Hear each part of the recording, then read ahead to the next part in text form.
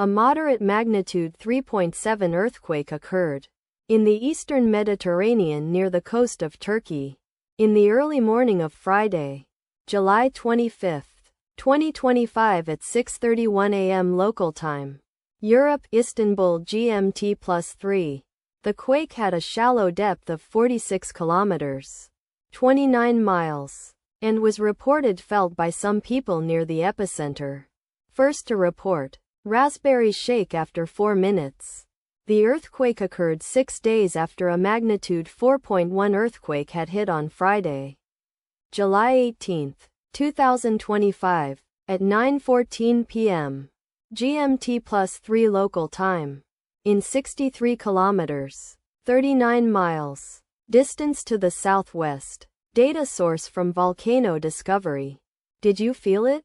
Let us pray. May the earthquake that occurred not affect our brothers and sisters there. May the earthquake not happen again. And may God protect everyone. Amen.